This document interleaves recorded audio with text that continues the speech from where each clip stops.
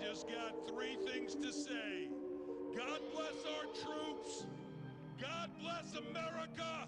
And gentlemen, start your engine!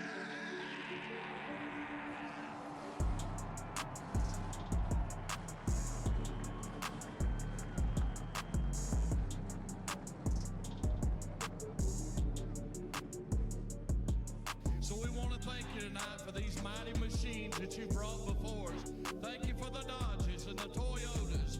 Thank you for the Fords. And most of all, we thank you for Roush and Yates partnering to give us the power that we see before us tonight. Thank you for GM Performance Technology and the R07 engines. Thank you for Sunoco Racing Fuel and Goodyear tires that bring performance and power to the track.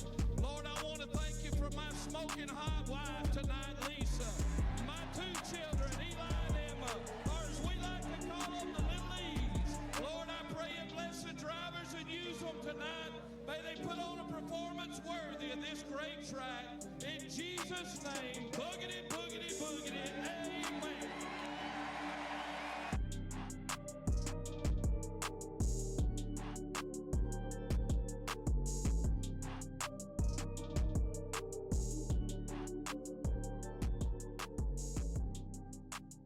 Welcome back in, everybody, for another episode of RR After Dark. I am Nick Alves, driver number 24, Coastal Financial Ford Mustang. I am actually not your host tonight. I am going to be producing. We are having a very special drivers only podcast. For the viewers on YouTube, you can see the 5 drivers we have here. We have Cup Series drivers, we have Truck Series drivers. Let's get introducing them. First, we have Grant Turner, driver number 39, Teku Ford Mustang. Carter Linz, driver number 66, Linz Heating and Air Conditioning Ford Mustang. Kevin Orlando Jr., driver of number 27, Starry Lemon Lime Ford Mustang, and Jeremy Burns, driver number 9, Metroplex Retaining Walls Ford Mustang. And from our truck series, our lone driver from the truck series tonight is Logan Threlkeld, driver number 18, V Speed Toyota Tundra. Now, Logan, I don't know if you actually drive the Toyota Tundra. It's just the first thing that I wrote down. I did not have the energy to go back and actually see what make and model you drove. So apologize if that is not what you drive. But for the drivers only podcast, I will be here. I will be producing. You guys are going to hear me very limited. I'm going to let these 5 guys handle it. I'm going to let them go at it if they want to banter with each other, if they want to talk about whatever they want to talk about. That's not on our script. But without further ado, let's get into this. So, drivers only podcast. The first topic that we have is actually from our very own Grant Turner. It is what got everyone to choose their car paint and why they went with it. So, Grant Turner, do you want to start us off with that? Sure, why not? Uh, Pretty much, Hot Wheels has been a main theme for like my entire life. There was plenty of times I'd find I'd be playing with Hot Wheels on carpets for years. So I wanted to words are fun. I wanted to keep that theme going with paints like this. Uh, just keeping with the Hot Wheels theme or the Acceleracers series with so many different cars from the series, I will try to have a lot of the paints from it. What There you about go. you, Carter? Yeah, so for me, uh, kind of started, you can kind of see it right here, and then there's a little die cast down here.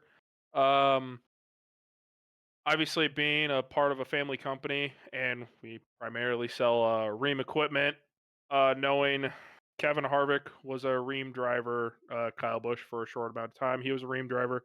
Now Christopher Bell. So this kind of paint right here kind of went off similar to what Kevin Harvick ran back in 22 before he retired. But now this year's paint scheme has kind of more resembled Christopher Bell's paint converted onto a Ford again instead of using a Toyota Camry.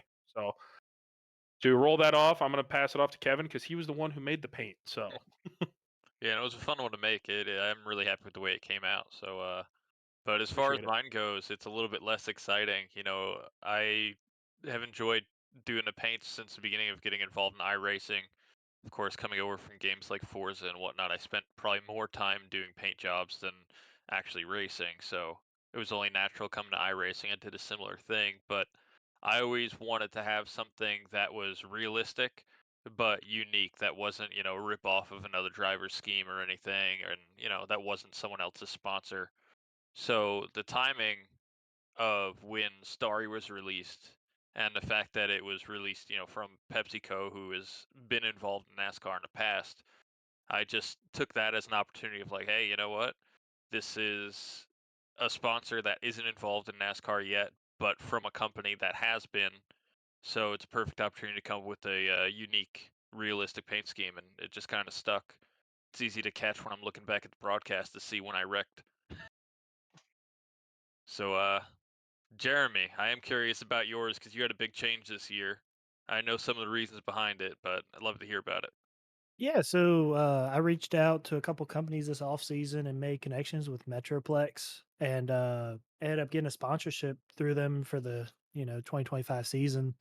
And the way that the actual paint scheme came about was actually through a college series friend, George Mason driver Oscar Enriquez. He does Enriquez Designs on Twitter, X, whatever you want to call it. But once I got like the logos and stuff, I sent it over to him, and he does phenomenal work over there. And it was really a big change, right? Because last year we had the Chapman Environmental #9 Ford Mustang, and that was blue and I think it was green. But this year it's red and black and white, a lot sharper. Got the chrome on there as well, so definitely a big change, but it looks great as always. And it's always fun to have a little bit of change. And I know the guys over there at Metroplex very well, so it's always great to have people that you can support that are supporting you. So, and yeah, so Santa, how about you? Where are your reindeer on your truck? Well, to correct Nick at the beginning, it is and not a Toyota Tundra. It is most definitely a Chevy Silverado. It's still a truck. Chevy through and through. It is still a truck. He's got a point there, but as you can see there over my shoulder, Spreacher Brewing Company. It's one of my favorite root beers that they have. It's actually one of the only root beers that I can find that is caffeinated. So that's a big reason there. I got hooked on that for a little while. But overall, V Speed driver, working with V Speed. I've been a broadcaster. Today is actually my 1 year anniversary working with V Speed. So pretty happy to be here for that long. Love that family. So it's there's a little bit of a hodgepodge of a mixture of the streams that I do. I've got Goat Locker under my belt. I've got a couple of the Racing Revolution series under my belt, and of course BTDY. I've been carrying that one this season, so a little bit of a mixture of sponsors from everywhere. Save 22 there on the side of the truck, V Speed on the back of it, and of course the black, white, and orange overall Spreacher scheme. So not too much of a story there, but enough to put one together at least. So, Logan, question for you. You're basically the newcomer here in the league. You're the lone truck driver, well, truck only driver, I should say, in the podcast. And the one question that we ask all the guests to come on here is to, one, tell us how you found Racing Revolution, which you kind of just alluded to a little bit, and then what equipment are you using for your sim rig? Yeah, so just to hit on it again, the connection with Racing Rev being through V Speed, I broadcasted a couple of the Cup Series races with Morgan last year. I think Bradley and I filled in on a couple last year, so that's the connection there. And then of course just overall the shit talking that I do in the Discord, and for some reason everybody loves it. And I kind of got invited by a couple of guys to come race, and Nick, you graciously allowed me to join in on the last couple of playoff races last season. Had a blast with it, and knew that I wanted to run a full season with you guys. Unfortunately, just been plagued by internet issues so far. I think I've finished 2 races out of all of them so far, and disconnected from the other 3. But hopefully that'll get sorted out soon. But I am running a Fanatec CSL direct drive wheel, the Fanatec V3 pedals. So, it's a decent setup for what I do. I don't have a rig or anything like that, stationary, so I get made fun of for that, playing in a little swivel chair, but does the job. I still get to pass the 24 truck. It's 4-1 on the series and the truck series, by the way, with Nick with 4 finishes above Logan. So yeah, but also samesies on the equipment, by the way. I also use a swivel chair and use that same exact V3s and the direct drive that you used to.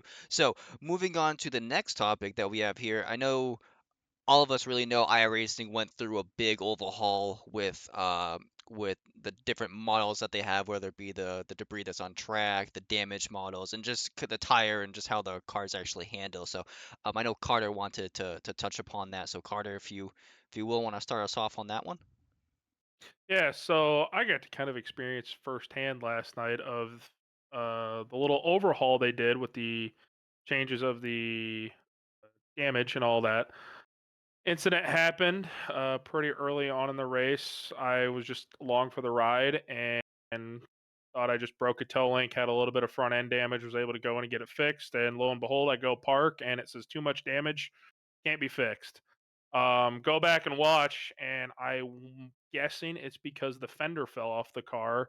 For some reason, they're not iRacing isn't going to allow no fenders on cars or something like that. I don't know. It was a little bit frustrating, but kind of exciting to know that you have to be even more careful with the car going forward. It's going to make everything a little bit more challenging for everyone, and especially road courses with all the road debris that can happen. Watkins Glen, I know the bus stop's going to be really fun there with everyone going through the grass, kicking up some dirt on the track, making it really slick through that carousel on the backside. But kind of I can frustrating what happened last night, but looking forward to it. I can actually clarify of why you actually had no couldn't repair it. Your right front was actually not even attached. Really? Yes, I could tell that was also why you couldn't steer left. Huh. I actually saw in the replay because I go through the replays after the race. Your right front wasn't even spinning before getting to turn 3. Well, that will do it. You need 4 That will tires. do it. Yeah, Well, you need yeah, 4 yeah, I tires. kind of figured that. If the suspension is completely off, consider it like an open wheel car. Your race is done. Well, yeah, no, I know, I understand that, but Hey, the way I look at it, he drove it back to the pit, so let him drive back out of the pits and try to make minimum speed, you know? yeah. Yeah. I mean, the trucks have a problem, and I dealt with it, I think, the first race. You get any kind of engine damage, you're done. Hmm. It won't let you repair it. So with our road course ace over here to the top corner, debris, like Carter was saying, plays a big part in the road courses. Do you think that's gonna hinder your top speed? I mean, it's gonna be interesting. When you talk about cresting that hill at Sonoma, right, where people usually run wide, it might track things into that braking zone into the hard right 90. So you might see somebody get loose, might see somebody lose a little bit of control there, and it might even lead to some alternate lines, right? If something gets so coated in debris, then you might have to find an alternate line. But another thing that comes with that, you might light up your rear tires or your front tires depending on where you're at. So I mean, it's going to be really interesting. Unfortunately, they still haven't made it in the next gen to where you need to take tires on road courses. So love to see it, but unfortunately, you know, hopefully they fix that here soon. I heard that there might be a new, remodel to the tires or whatnot, but overall, I like the way that they're going with this update. You see where you can't fix some of the damage now, but I'm also seeing a lot more of optional damage instead of required damage. I know that I've had like 8 minutes of optional, but no required.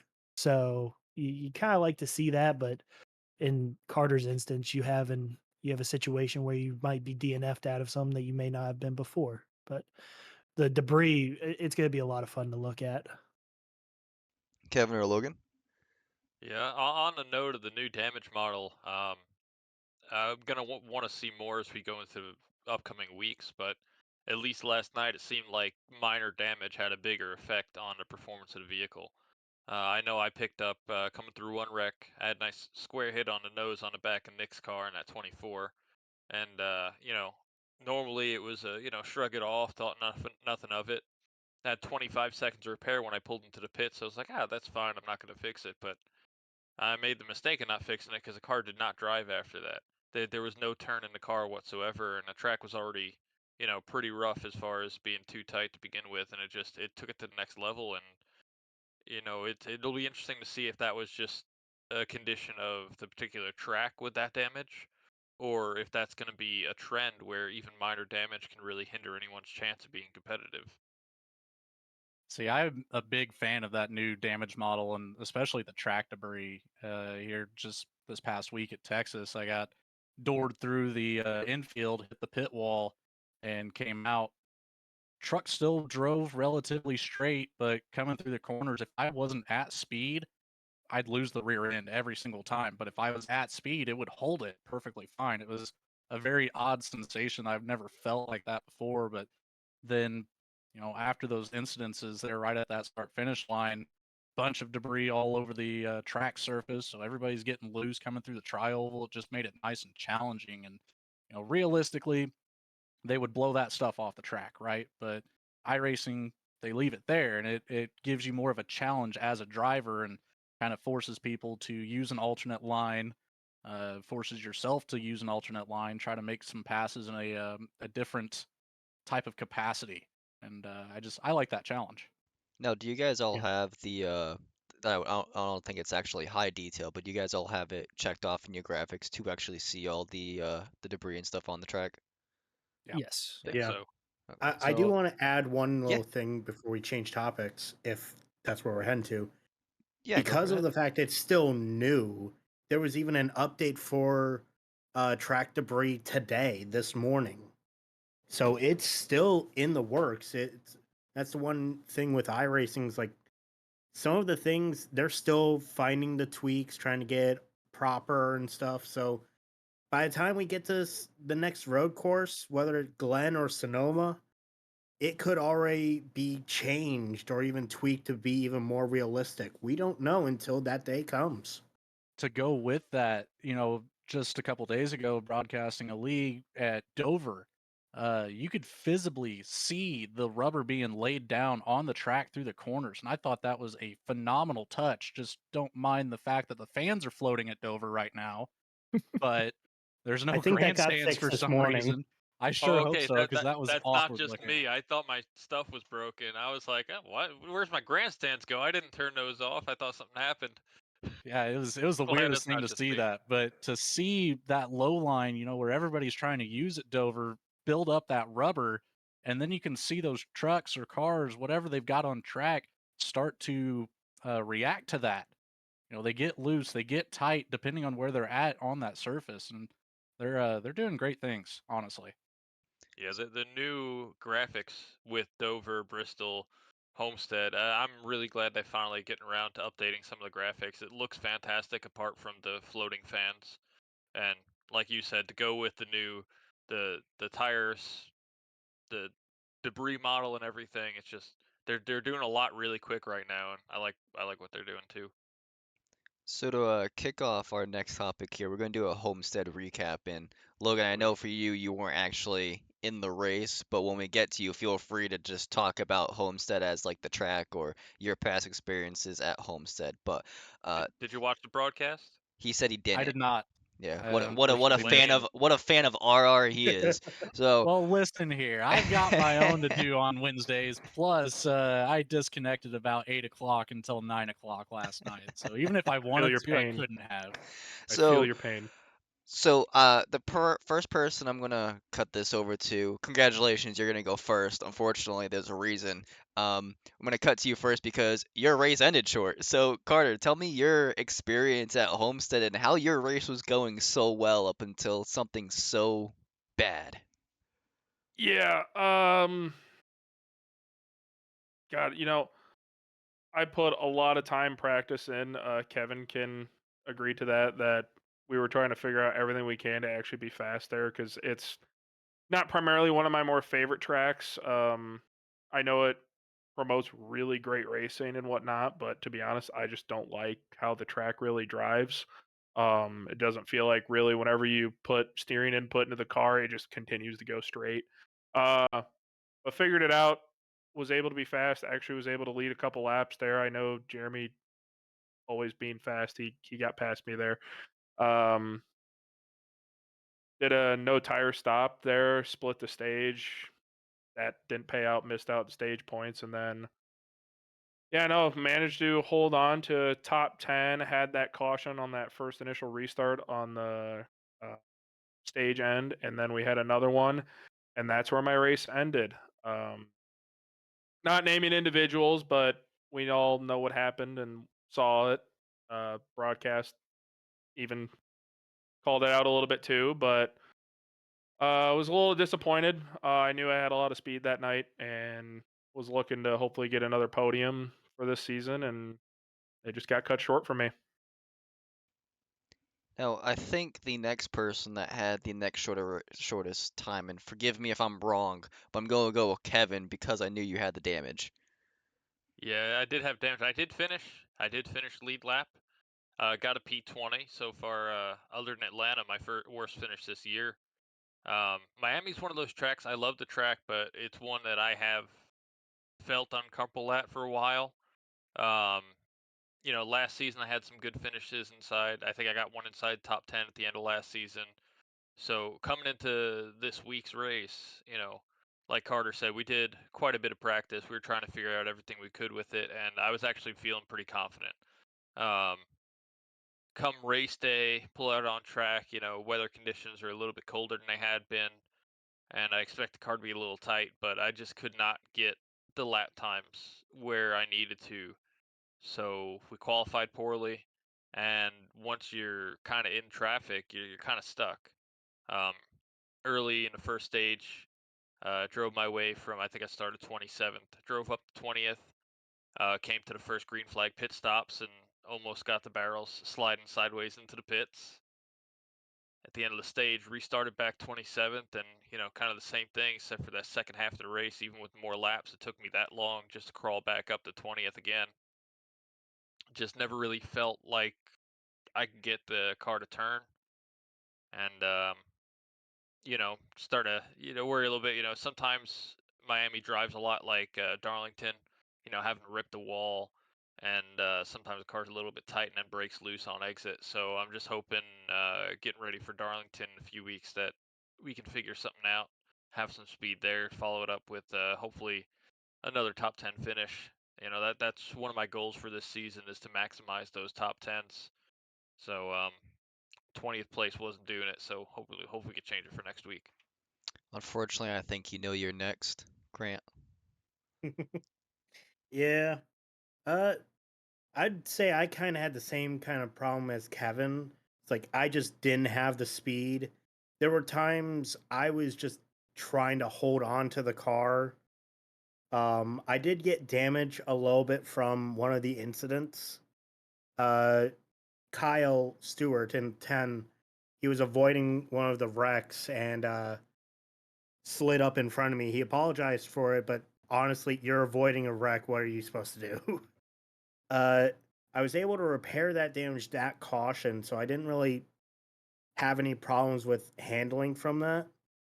But I hate tracks that like sometimes the fast line being that high line. I can't see where the right side of my car is sometimes. So I'm just scraping up against the wall, getting Darlington stripes where I shouldn't be. So I was surprised to come home P16 by the end of that. So you're supposed to feel the wall. You don't have to see it. You just got to know it's there. Oh, he felt it. He felt the wall. felt- He felt Parker hit the wall. He helped several other guys hit the wall. Oh yeah, So there was a 3-wide incident where I kind of knocked Justice Richie out of the way. Yeah, because I had pushed Parker into turn 1 because I didn't want to force 3 wide. That made him miss the corner on the outside lane, getting him in the wall. And to avoid him, I went middle 3 wide, and Justin was just innocent bystander in that. I apologized to him after the race, but he wasn't mad about it either. Yeah, those things just happen. So, Jeremy Burns, the man with the best seat in the house, basically all night. Tell me your experience, bud. I drove 3 different lines throughout that race, and when we go back and talk about kinda how tracks change and, you get that rubber laid down, it changed the line throughout the night. So at the start of the race, I was like, "Alright, wrap bottom, just save your tires," and you had Reed and you had Justice up there that are trying to rip the fence, and, it was a strategic game, so, like, one would go low, one would go high, and then you had to block the run coming off. About halfway through the race, the bottom kind of rubbered out to where you had to run the second lane or else you were just going to be abnormally loose. And then, like, towards the end of the race, it was really bad to where I don't know if y'all remember the race line that they took on Sunday, where Larson would just drive it in and then he'd let it just kind of float up to the top. That's kind of what I was having to run there towards the end, and I mean, Reed was catching me when I was trying to go that second lane before I moved to that. But as we got towards the end, I was on older tires. And the way that iRacing is, man, you have 4 tires compared to 2, and the 2 is somehow better. I mean, Carter, you had a win last year that was very similar to that at Texas. It's just weird, and there's definitely some work to be done there. But hats off to Alex, man. I mean, for somebody that was up front for a lot of the night, to see him just come up and just be able to soar right past, I mean, it was impressive. But overall, it was a really good night. Got the stage win, got everything that you could really get other than the win. So take that into the off week and head to Darlington. So, I'm gonna kind of talk about me really quick, just a quick minute, really quick. I think Jeremy is the only one that knows exactly what happened to me Wednesday night. So Rob calls me at 8:28 at night and say, "Hey, where are you?" And he literally woke me up. I got on the sim rig, turned it on, didn't even qualify, no practice, no time on track. First time on the track was actually during the race. Started 33rd, finished 10th. Take that as a win. Logan, I saw that you were having connection issues. Looks like you're back now, so that's perfect. Really glad I did a little spiel to get you back running again. How do you like Miami? Well, I'm not surprised I'm having connection issues. What a shocker. I love Miami. Miami is one of my favorite tracks, especially in the trucks. I typically do pretty good there. I've got quite a few official series wins there. I've got a couple, you know, not as well known league wins there, but it's just purely one of my favorites. These trucks handle it so well. I've learned it over the course of my kind of short time frame on iRacing. Really just started back in last January, February. Um, but ultimately, it drives like a dream. It drives exactly how I want a track to drive. I can find the speed where I want it. So, ironically, we're talking about last night's race, but that is the one race I'm really looking forward to coming up in June for the Truck Series. We shall see if your internet can hold up, and we'll see how truly good you are, I guess. So moving on, our race last night, our stage one went completely green, um, for the first 40 laps, which was amazing. We had to do green flag pit stops, which was abnormal for us usually in stage ones. Um, but with that being said, I know Carter, I think you touched upon it. You said that you took no tires. I know I took 2 tires. Jeremy said in the Discord that he took 4. Uh, 2, sorry, 2. He changed it up to liar. So, did you guys think? Did you guys have to think before actually taking the green flag that you guys were thinking we're gonna get green flag pit stops, or were you like, I don't want to say panicking, but in the moment talking it amongst your team, trying to figure out no tires, 2 tires, or 4 tires before the stage? I'll start off. I every single time we do a race, I check to see when the stage is. Literally, probably like 2-3 minutes before qualifying, or just after qualifying, and look at the fuel calc and just sees like, oh, are we going to be able to make it or not, and then go from there. Seeing as that we had like 33 to like 35 laps on a single fuel tank, you got to start making the decisions at that point if you're even going to be doing a stop. The way he was ready for, I was ready to just go to the end as far as I could, just to see. It's like if there's a yellow, you go off that. But I actually took no tires and was just hoping to get a lap lead at the end of that. Did you end up getting the lap lead?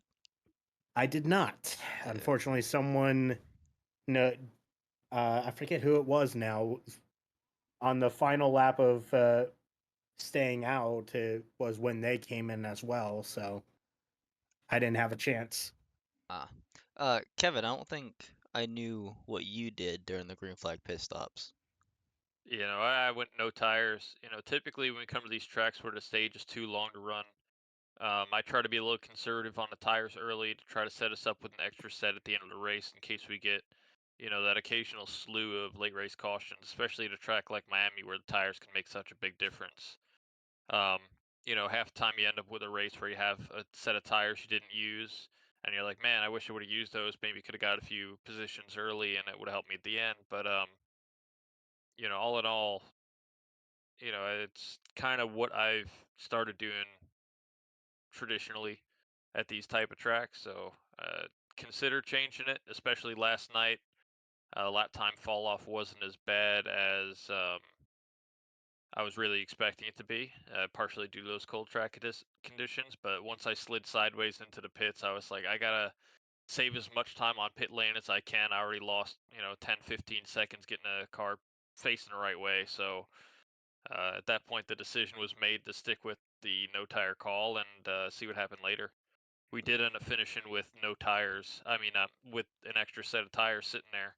Never got put on the car, but again, with the pace we had last night, it really didn't matter. Really didn't matter. Jeremy, you said that you took two. Now, I know you won the stage, but did you find any pressure out back from taking the two tires from anybody that was also doing the same strategy as you? Not really. Like I said, man, these two tires, it's weird how it works at these mile and a half. Sometimes it's better, sometimes it's not. And really, I started driving away actually with like 5 to go left in the stage, and really at that point I was gonna file it in the back pocket, but you know, a 15 lap run is a lot different than a 30 lap run at the end of the race. So, but overall, I mean, the two tires were better than four, which makes zero sense. Carter, how are you no tires? Yeah, yeah, no, it was kind of frustrating after I lost out position to Jeremy before I went in for my spot. Uh, yeah, lost the spot to Jeremy going pits, falling. Yeah, like what Kevin said, doing a no tire run to save an extra set. Obviously, I didn't even use a second set. Well, got the second set on, but then that was it for me. But no, doing that no tire stop, I fell like a rock. Everyone was flying right past me. Still trying to take the high line. The low line, I couldn't do anything down there. The tires were just overheated. Um, Missed out by one position when it came down to the last lap for the stage, and kind of bummed out on it. But then, hey, 20 laps later, my night was over anyway, so didn't really matter in the end here. But uh, yeah, no, trying to save an extra set of tires all the way to the end. It is nice to have that extra cushion, but didn't really get to test anything with that last night. So with that being said, we had green flag pit stops in stage one. We had a cycle of two green flag pit stops in essentially stage two or the final stage, whichever you guys prefer to call it. However, I'm curious to see if you guys did 4 and 4 for the tires at each pit stop. If you guys did 2 and 2, 0 and 0, hope you didn't, or 4 and 0, 4 and 2. So, Turner, what you end up doing for strategy? I did 4 and then 2 right sides. Mainly because just was going to have to be waiting on tires no matter what. I only needed I think I only need like 2-3 gallons to make it to the finish after the first stop. I did pit early because I wanted to try to use those right side tires a little bit than like with Schaefer and Dakota having to pit with like 5 to go or so. Yeah, that was going to be too little, too late to even use the tires. Jeremy, I know you I believe you did 4 and 4. Forgive me if I'm wrong, but I understand it. I think we all know how it ended up working out. But how the car feel doing that strategy? I mean, it felt all right. The real reason why I did it is because there were really two different strategies coming into play. You had Alex who pit, I think it was like 10 or 12 laps after I had. Just it's the way that the fuel ended up working out. And at one point, he even asked me, like, should I stay on this strategy? And I said yes, because, who knows, right? It ended up paying off for him. But uh, really, my strategy was based off being defensive against Michael Reed because I didn't even know Alex was in the picture just because the varying strategies. So he came in, took 4, and I was like, all right, I can come in and take 4 now. And then after that, uh, at least from our battle, right, I started pulling away. And then here comes Alex out of pit road on 2 tires coming out right behind Michael Reed. I'm like, okay, good win. There was no way that I was gonna fight it. Just there was no way. But yeah, at the end of the day, Ford 4, it was the most safe option. But at the end of the day, it wasn't the quickest option. Jeremy, would you say that you forget about Alex? Oh my Wow. Something tells me someone's going to be messaging you later today. We love well, Alex. well, that's later's problem. But you know what? It's the Alliance. We love the Alliance. We love Alliance wins. That's my boy. Anyway, so Kevin, what'd you do for strategy? I know you're the master of strategy on your team, so I'd love to hear from you. Yeah, I was the master of hating how the car was driving, hoping that a set of 4 tires would fix it every time, and coming out of pits and still hating the car every time. So, that was last night, and usually Carter can attest to this. I'm kind of all on top of the strategy, thinking about different options. Last week in Vegas, we made an interesting call early for a 2-tire strat that didn't work, so I wanted to play it a little safer for Miami. I wasn't there for that. Yeah, well, that's it too. The entire team was out of the race pretty much before halfway, so really wasn't much strategy to be had when the only car left was one that didn't have speed anyway. So yeah, just 4 tires each time and ended up where we were. So, thank you for that. Excellent analysis, Kevin. Moving on, we have. Can't tell if that's sarcasm. It was like 50-50. Knowing Nick, it probably is. It was like 50-50. So moving on, we have Nick's Place, my favorite segment, probably the shortest segment of the whole podcast. No pun intended on my height. So for the Cup So Series, for the You're Cup so Series. lucky you said it. For the Cup Series, we have Kyle Diaz getting P6. This is Kyle's first time finishing 6th place, so congratulations to Kyle. I know it's a big thing. It's a big trophy to win. It's a magical, invisible, non-existent trophy. And for the Truck Series, we have Parker Johnston, who also is a first time 6th place finisher. So it's kind of amazing to see that I have a list, I think, of 13 people, 13, 14 people all finished 6th once. We have not had a double 6th place finisher in either Cup or Trucks, or actually combined in Cup or Trucks. So we almost did. We almost did We with Grant almost did. Turner. We almost did. He made it Yep. very known he was almost there. I actually had a talk with Parker after the truck race. He didn't want to get that award at all. He had that being a goal for the season, like to not get that award. And then all of a sudden, I'm battling him for P6 at the end of that truck race. I'm gonna have to have a at talk with Texas. him. That's a very respectable position.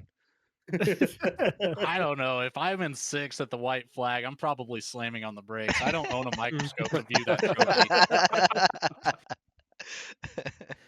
So I was hoping to get P6. That's my mentality. See, that's my goal, you know. If you can't win, you get sixth place, you know. It's kind of like it's like a participation trophy, you know. It's just not a participation trophy you actually want. Um, so Or moving trophy on. at all.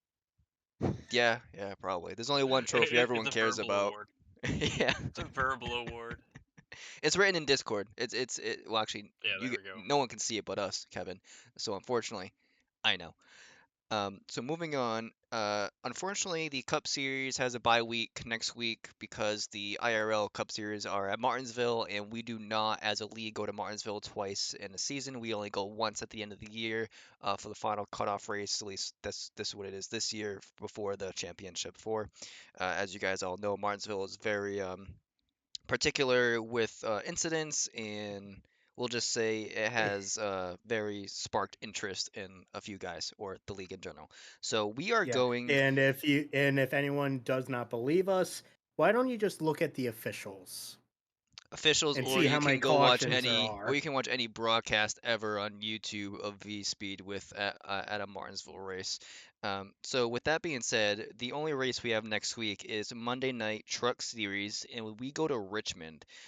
Now we did our random wheel picks already, so all five of these guys have who they have to talk about very kindly and why they think they're going to win. So starting off first, because he was so kindly to nominate himself, we have Kevin Orlando Yeah. Jr. talking about who?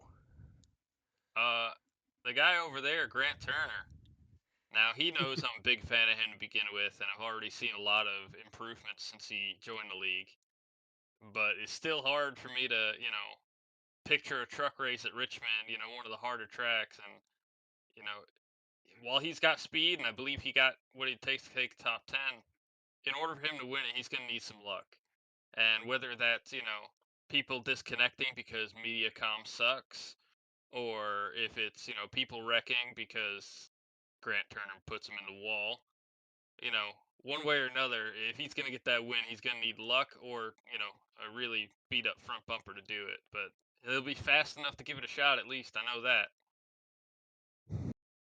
Up I'll next, definitely try. I love I hope the so. I personal hope you do it. shout-out. Like I said, we'll talk it into existence. I don't care. Keep saying, yeah, you're gonna win. I mean, He's not pitting Yeah. on race. Yeah, you know what?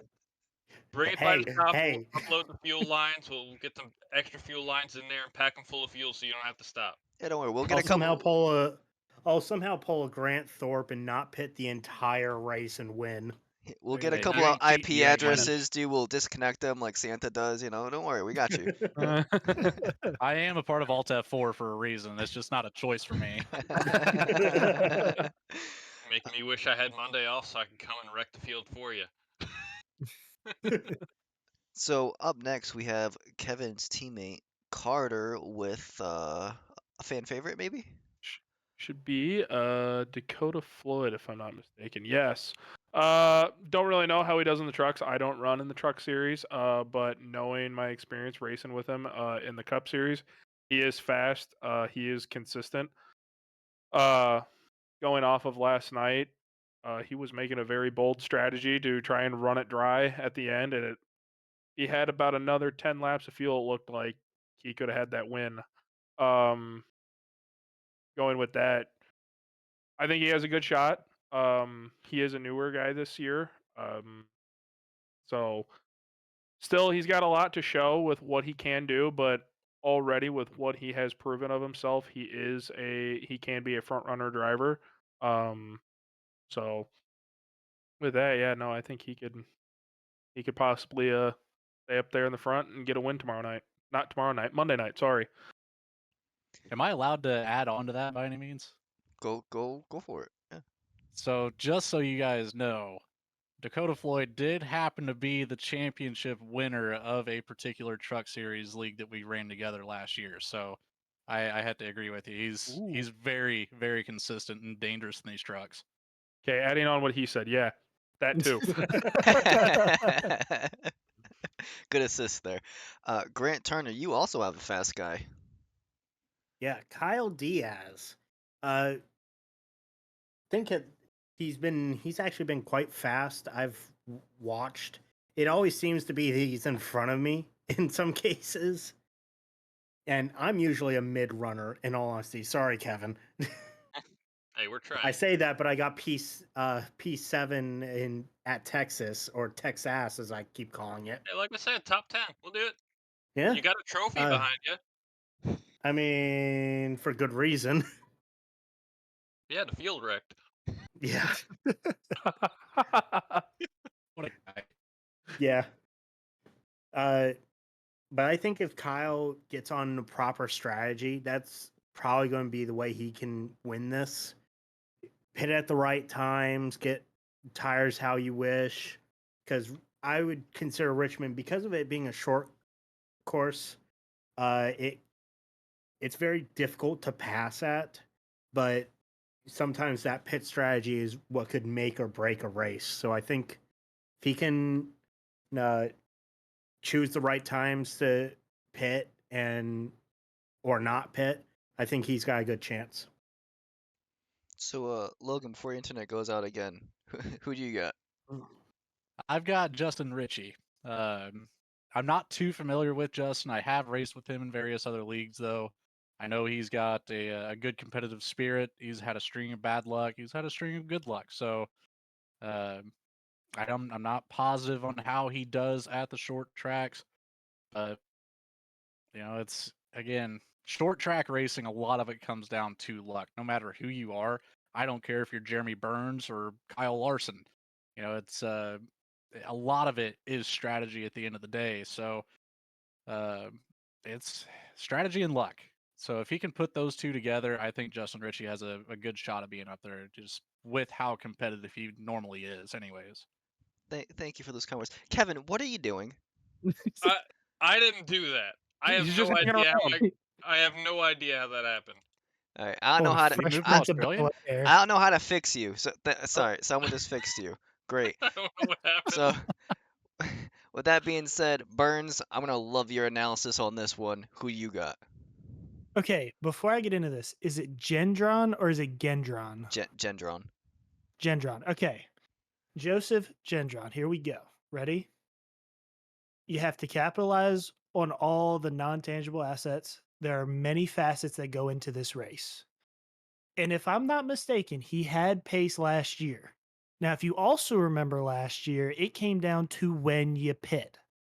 So if you maximize that, you maximize where you choose, you limit the mistakes on pit road, limit the mistakes on the restarts.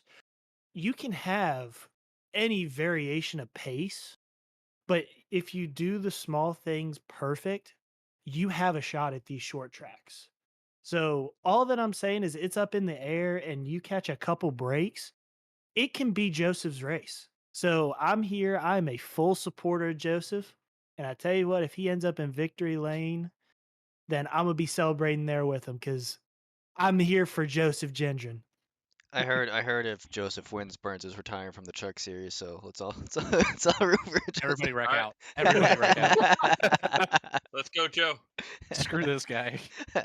Just so happens to be the race before Chicago Street, by the way. So Oh, additional God, I forgot. incentive. Can't wait to send you there. Oh no, my brakes stopped working. Oh no, my internet went out. That's a better excuse for me. Oh. Just net code him in turn 1, get it done quickly. So Yeah. with Richmond being a short track, I understand with short tracks we've talked about short tempers before, but I'd love to hear you guys' thoughts on Richmond itself. And Logan, I'd love to hear from you first because since this is it for you, right? So, do you like Richmond? Is there a certain way you drive Richmond? How do you fare at Richmond? Like, give me some advice, man. I don't really have a whole lot of advice. I typically steer away from the short track stuff. I'm just kind of getting to the point where I'm learning how to drive the various cars off of the right front or the right rear. The new ARCA car has helped me out a lot with that, actually. Being able to determine what kind of speed I need to see to get it to drive off of either one of those right side tires. So it's going to be a little bit of a learning experience in the truck for me still yet. But overall, I still feel like I can go out there and compete. And I know for damn sure if I stay in this race and don't get wrecked out, don't get disconnected, I am beating that 24 truck. I am sick of that mouth. All I hear is 5-1. So moving on, moving Put your earplugs in, bud. moving on to our next driver. Unfortunately, Carter is not going to be running the trucks on Monday night, so we're going to pan it over to.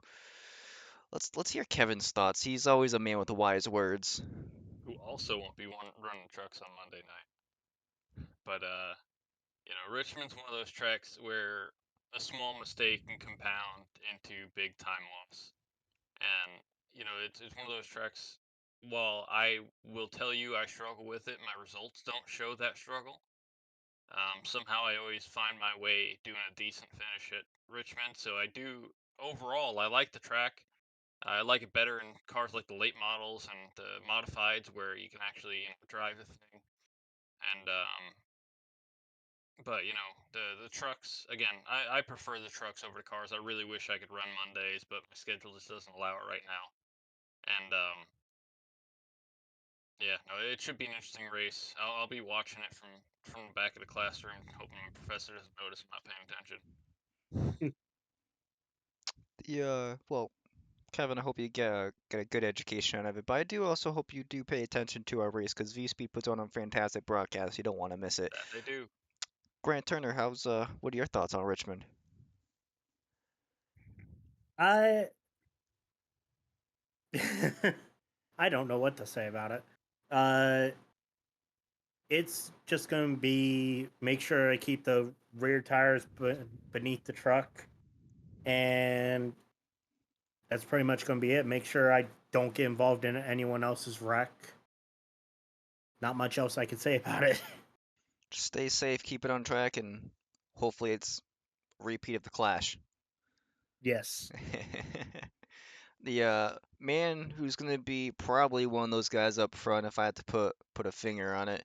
How do you like Richmond, Burns? I mean, I love it. It's the hometown track. So Sydney, shoot, Carter, what are you laughing at? I'm sorry, this Nothing. dude has just been laughing. But no, in all seriousness, it's all going to come down to qualifying, right? So if you don't start up front, you're going to be back there, and you got guys that one, you have your vets, you have your new guys, right? And when I think of a new guy, I think of somebody like Cody Anderson, right? He's only been here for a few weeks, and they're still getting used to how we race around one another because they come from all different experiences. So if you can qualify up front, and you can stay there, you can just, like I said about Joseph, limit your mistakes. Uh, you can be very successful, and the best way to be out of the carnage is to be away from the carnage. So I'm looking forward to it. I've had a lot of success there. I think I finished there third last time we were there. So, and in the Cup Series, I've had a little bit of success with that too. So, just looking to keep the momentum up from Texas, but overall, it should be a lot of fun. Richmond is one of my favorite short tracks. I just had to think about them real quick. Bristol's definitely up there, but don't like Iowa. Sorry, Carter. Don't like Hey, Martinsville. Sorry myself, but yeah, Richmond is definitely one of the better, more strategic short tracks out there. So talking about how much you like Richmond, I do want to touch upon before we wave the checkered flag here on this podcast episode. I want to touch upon, is there a certain track that each of you guys are looking forward to just because either one you like or you're like, hey, this is I think the best chance of me winning and getting into the playoffs because uh sorry to say, but out of all five of you guys, Burns is the only one that has won so far this year in either of the series. So, Logan, is there a certain track that you're looking forward to that you can say, hey, this is where my best chance is to lock myself into the playoffs? So there's two that come to mind. Well, actually three. Starting, just in a couple weeks when we get to Atlanta Super Speedway, the new Atlanta configuration. I really like how that drives. I know a lot of people hate how it's turned into a super speedway from what it used to be, but I personally like it. The next one up, looking at the schedule here. Well, of course, I already hit on Homestead, but that is a playoff race, so I got to get to the playoffs first, right? that last chance for me is going to be Daytona. I personally feel like I am dangerous at super speedway racing. If I do not finish in a top 5 position at least, something happened to my race. There is zero reason why I can't go out there and win that thing 7 out of 10 times. The the whole theory of I can see the air, I feel like that is entirely true for me. Like I love super speedway racing, although everybody bags on it. Is it's a blast for me. I Does get to iRacing render the air for you? no, I have special glasses. Oh, It's perks of being a Santa Claus. fair enough. Got that magic in you. Exactly. There are certain skills that come to super speedway racing too, like knowing when to absolutely. push, when to not. So I feel Yeah. like you've done an exceptional job at that too. So I definitely look forward to hopefully pushing you at one of those tracks. But Dude, that's Yeah. why I was so bummed whenever I got booted out of Talladega. It's again just my favorite style of racing are these super speedways because I can dart through all of the traffic and I can find that pocket of air that I need to take me to the front and I can control the lines. I can do all of that, and it's I would have to say it's more of my specialty versus a lot of you guys are really good at the mile and a halfs where I lack. I might have top 10 speed, but it's the consistency where I fall apart at those mile and a halfs in the short tracks. But, obviously, again, the super speedway stuff is so bagged on because all you do is put your foot to the floor for the most part. But like Jeremy just said, there's a lot of mental process behind it of when do I move, when do I stay, who do I follow, who do I try to work with. It's a mind game the entire time for however many laps you're out there. As a man that won our Daytona 250, I will say I will agree with you that Super Speedway racing does not get its respect that it deserves with the amount of mechanical and mental aspects that it takes. And if my memory serves correctly, weren't you in the top 3 at Dega when you actually DC'd? I was in the lead when I DC'd. That is extremely disappointing. Yeah, Mhm. yeah, you're telling me. It was early in the race, obviously, so anything can happen at that point. But I can find myself up there more times than not, and it's so disheartening to miss out on an opportunity like that. I would love to lock myself into a playoff position, either by a win or by points, however I come about it. That's my one goal with this rookie season with you guys. Otherwise, I'm just going to stamp a big ass asterisk on it and try again next year. Hope I have better internet. So the next person I want to pan this over to is because I think I know what track or race he's gonna say. So Carter, what track or race are you most looking forward to? Not to be the bandwagon of my own state, but I am gonna say Iowa. Me and Kevin were last year. We showed we had a lot of speed. Unfortunately, something happened with Kevin last year. Um, A little something. yeah, that was a heartbreak moment to watch. I knew I had speed to be up there the whole night, and self spun going into 1 and 2. Kept it clean though. Didn't take anyone else out besides myself. Just ran out of talent there at the end of the race. But the other one, Logan, going off of your curse with your internet, Coda. That is another one of my tracks that I really like, and I put a stupid amount of hours into this year, and I think it's just a curse on me. First year, Morgan, I blame you uh, for that one. And then this year, same boat as Logan. My internet decided to completely black out on me for about 3 hours. So basically, the race was over and it came back. Um, so Ironically, aren't we both on the same company too? yes, we are. Yeah, what a Yep. shocker. What a Yeah. shocker. Yeah. So no, it was a real big letdown.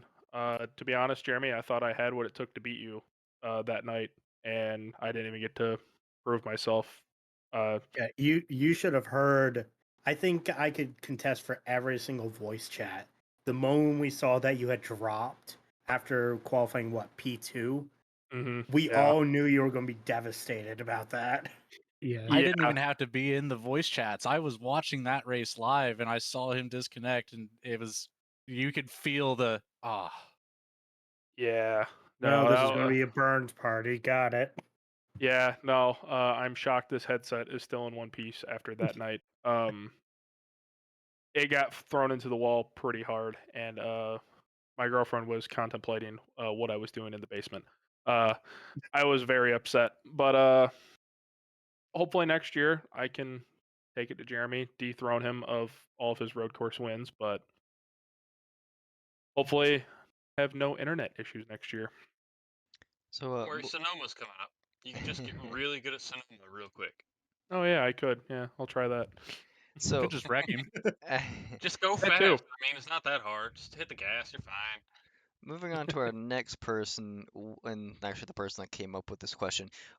Grant, what track or tracks are you most looking forward to? Either just because you like them or because you think that's your best chance at winning.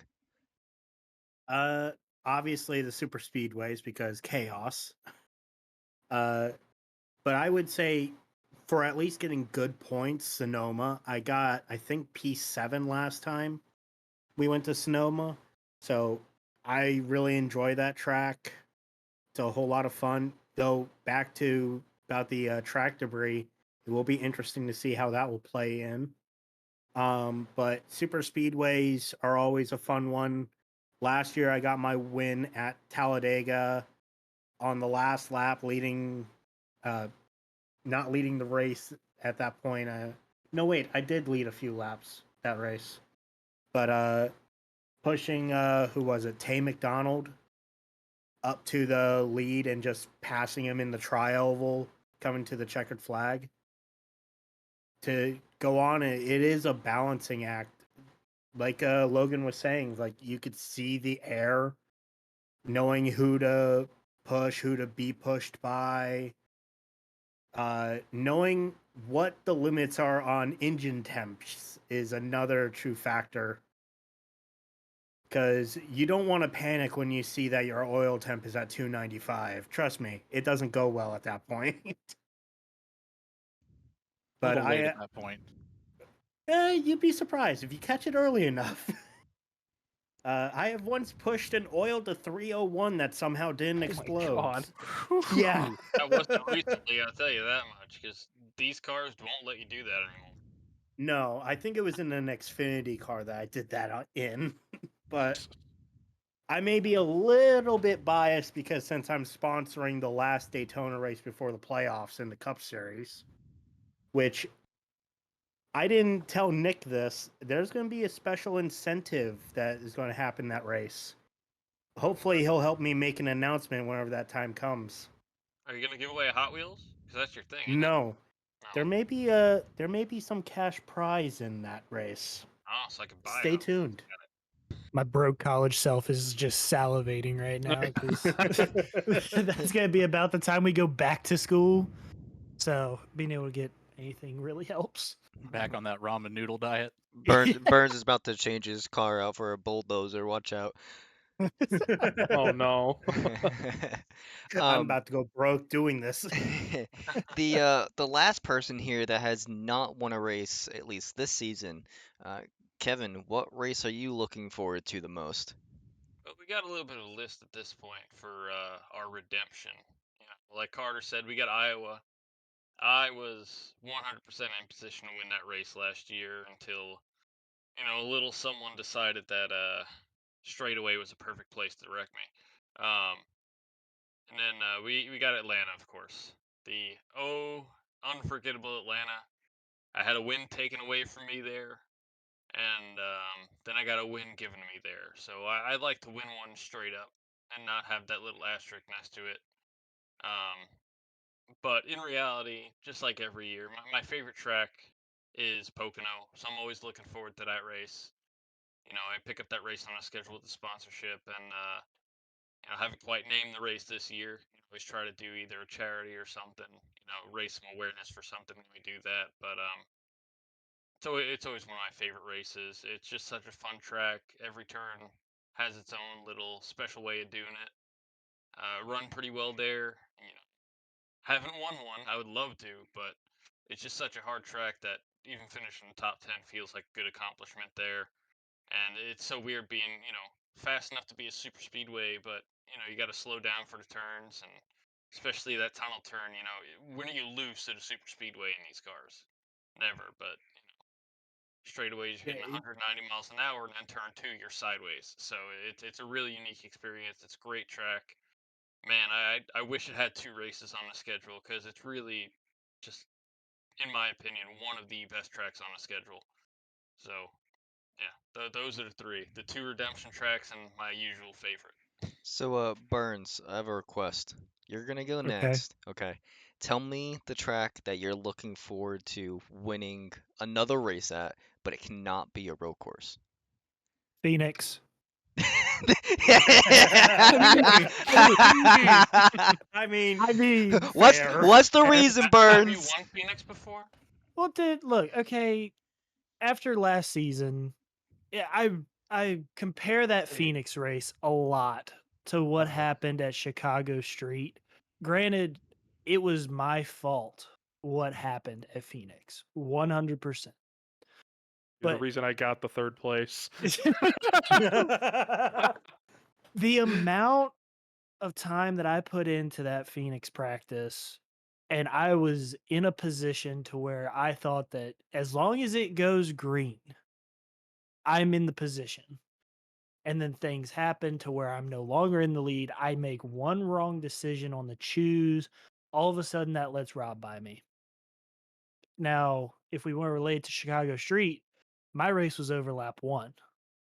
But I had practiced so much for that inaugural race. And that's what started how I wanted to practice for these road courses. And I have a very similar mindset to Phoenix this year. And, last season you saw, the success that I had on the road courses.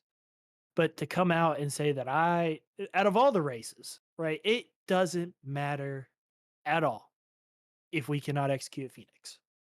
It's all for naught if we cannot execute at Phoenix. The playoff points, the way that we run the entire season, it all comes down to Phoenix, which I hate because I much prefer it be at some place like Homestead, right? Homestead is such an amazing track, especially for a championship race. But, I mean, you talk about Phoenix, it might be 120 degrees track temp, but guess what? We got to deal with it, and that's what's going to decide the season. So that's the race that I'm going to be putting a lot of effort towards this season. And, I mean, you already saw it in the spring where, we had a lot of success, not only myself, but as a team, right? We had a lot of pace. So just that's the one race. I just want it so bad this year. I love that answer, and I think to your point is that you put a big stamp of watch the fuck out from a couple of weeks ago when we went to Phoenix the first time. You did touch upon it, the weather and the track temp may be a little bit different, but you've already proven that you basically owned Phoenix right from the get-go when we first went there. So, as for one, yes, I am on an alliance with you and Rob. I would love to see you win that last Phoenix race, not only because of how much time and effort that you put into it, but just because of how you hold yourself and you're just a great stand-up kid in this league, and you do deserve a championship at some point. I really hope it does come this year for you. Oh, you know what? I might just have to come over and give you a hug. Don't tell Rob. Oh God. Personally, I just want to see Rob not win a championship again. He's come close a couple of times. Mr. 4X here. He ain't on a great start to this season, but he really wasn't on a great start last season either. So Yeah, he just mounted a magically massive finds the comeback, summer. dude. He finds the summer, and that's when he just pulls it out. I mean, it's one of the things with this format. He knows he can win at least one race this season, so he knows he's going to find his way into the playoffs, one way or another. So, this bad start to the season, with him, with the speed he does have at certain tracks, being able to win a race really doesn't matter. Right. Yeah. I wish there was a track I was fast enough at to just know I'm going to win that race no matter what, so I don't have to worry about it. If And I can focus on the playoff races. That's something I know he was doing, is he knew the races that were going to matter were those transition races in the playoffs, and he was, thinking about those going through the whole season. he's looking forward to the playoffs once he got that first win, just to be like, all right, now we can focus on the playoffs, get some bonus points here and there to help us out. But if we can win every round of the playoffs, get to the final round, he's good at Phoenix. So it'll be interesting to see him. I'm sure he's going to do the same kind of thing again. I 100% expect him to be in the Final Four this year. But again, I would love to see a tight competition like we had last year. Out of that Final Four, we didn't know who was going to win that championship. They were 4 really fast drivers, and then again, this whole league, we got a lot of really fast drivers, which is why I really don't feel terrible when I get knocked out the first round of the playoffs every season. So. Now, don't get me wrong. I like Rob. He's a great guy. I just love shit talking more. Yeah. Hey, Burns, I got a question for you. If I What's up? told you our alliance with Performance and EXR won 5 of the first 6 races, how many would you say you thought Rob would have won?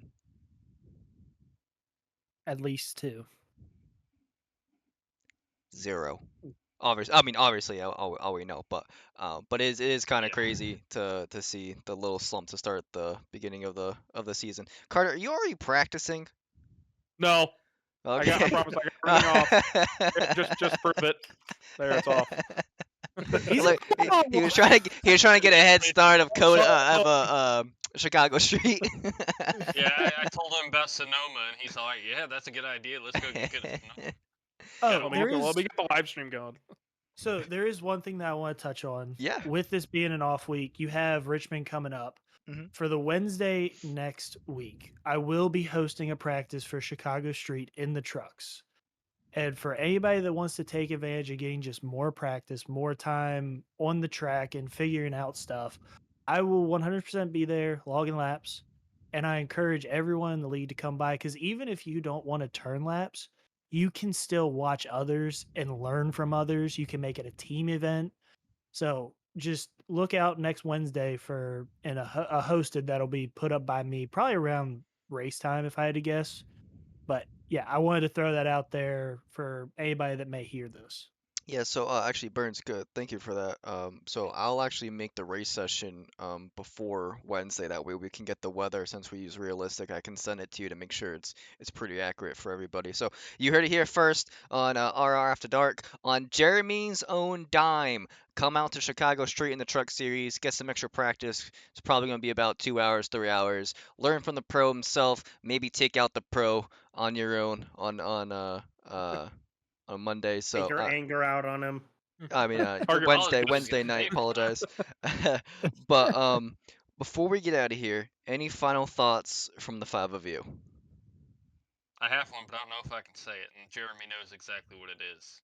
You can 100% say it. You know the rules of the podcast. If Jeremy says it, I think it's approved. I don't even know what it is.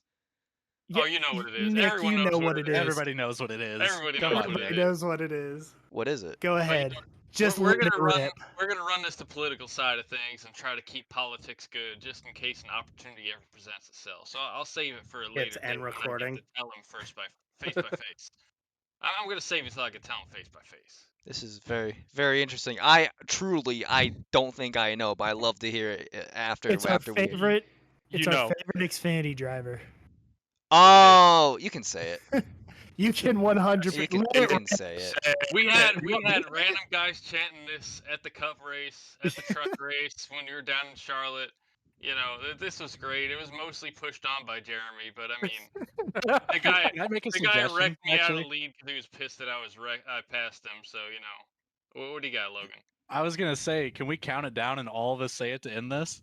Yeah, that Yes. sounds Yes. fantastic. That's a great Yes, way we to should end the totally podcast. Alright. cut the stream. So yeah, Nick, you go ahead and. Oh, okay. wrap it up, Hold and then on. we'll All end it. right, hold on. All right. First, I do have to shout out all of our sponsors, mainly Chapman Environmental Services for being the premier sponsor of the Cup Series, Coastal Financial for being the premier sponsor of the Truck Series. Did I say Cup Series for Chapman? I think I did. Anyway, so Chapman for Cup, Coastal for Truck, also Ingenuity Power Systems for Yeah, coming those online guys. with us. We have Butt Kicker, All About Bugs, Earhart Homes, and last but not least, just you guys. Thanks for coming on. I really appreciate you guys coming here. Yes, Logan, I did notice your little finger. I was getting to that in a second. But Unfortunately, we only have one broadcast next week, so check out V Speed on YouTube. It should be 8:30 p.m. Eastern Time for our truck series at Richmond, and also be sure to check out the following Wednesday for our Cup series. I actually forget where the Cup series are actually going, but check them out. Also, same time, but instead it's on Wednesdays, 8:30 p.m. And on the count, I'm gonna count us down from 3. Don't do it yet. I'm just gonna do a test. Okay, Yeah. 3, 2, 1, go, and then you say it. Okay. So And I will say, for all Mama Burns, this is 100% okay. Okay. this I get is one. this is Burns. okay. This I is get one. I will If Mama Burns says it's okay by me. I will We're still in the forewarn our PG-13 listeners. rated. Yes, I will. I do adults only. So if you have a child listening to this right now, you don't want to hear a curse word, please turn off now. So I'm Nick Alves. These are all the drivers only podcast. Thanks for coming on. We're waving the checkered flag tonight on the RR After Dark podcast. And in 3, 2, 1, go. Fuck Dean Fuck Thompson. Dean Thompson. Thompson.